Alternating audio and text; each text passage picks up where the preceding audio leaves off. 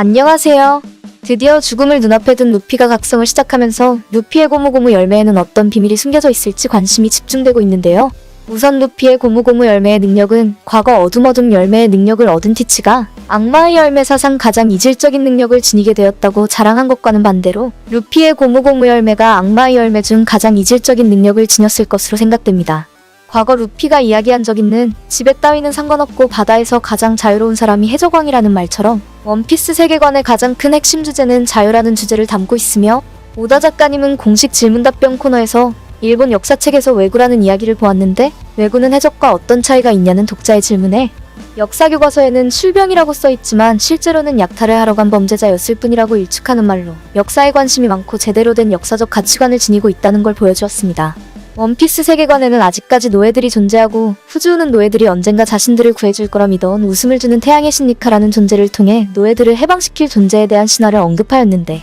루피의 특성인 고무는 고무나무의 수액을 모아 만들 수 있고 과거 유럽 열강들은 고무를 얻기 위해서 원주민들을 노예로 삼아 가혹한 노동을 강요해 학대와 폭력으로 수많은 원주민들이 목숨을 잃었다는 역사적 사실과 일치하는 것으로 미루어보면 고무고무 열매의 모티브는 노예제도와 밀접한 연관이 있다는 사실을 알 수 있습니다. 원피스 세계관 악마의 열매의 시초는 아직까지 공개되지 않고 있지만 열매라는 모습으로 미루어보면 아직까지 밝혀지지 않은 남아있는 가장 큰 떡밥 중 하나 보베로운 나무 아담과 깊은 관련이 있을 것이 확실합니다. 그렇다면 루피의 고무고무 열매는 도대체 왜 원피스 세계관에서 가장 이질적인 능력일까요? 지니샤는 루피의 각성을 눈치채면서 그리웠던 해방의 북소리가 들린다는 떡밥으로 루피가 세계 정부와 천룡인들에게 억압되어 있던 자유를 되찾아줄 조이보이라는 사실이 밝혀졌습니다. 악마의 열매 설정에는 사람들이 존재조차 알지 못하는 사람이 많을 정도로 희귀한 열매라는 설정이 있는데 강력한 힘을 얻을 수 있는 만큼 초기 악마의 열매는 천룡인 혹은 소수의 지배계층이 독점해 사람들을 노예로 부리고 억압하고 있었을 것이며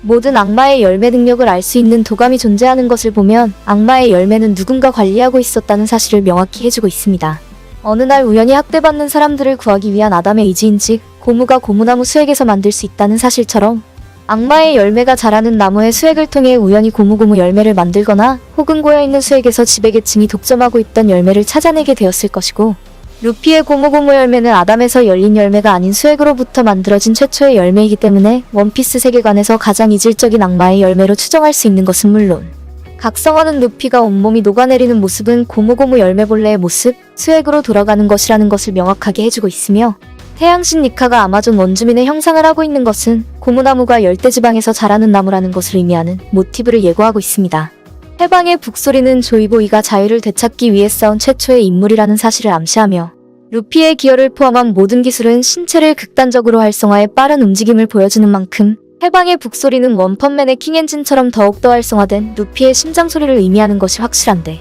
각성을 마친 루피와 지니샤와의 대화에서 고무고무 열매에 대한 숨겨진 진실을 모두 밝혀지게 될지 아니면 와노쿠니 이후 새로운 여행과 베가펑크와의 만남에서 모든 진실이 밝혀지게 될지 의문을 남기면서 원작에 숨겨져 있었던 아무도 눈치채지 못한 고무고무 열매의 비밀은 이쯤에서 마치도록 하고요. 오늘은 화이트데이라는데 비록 비는 내리지만 달콤하고 행복한 하루 보내시고 새로운 한 주도 행복과 즐거움이 가득한 한 주 되시길 바랄게요.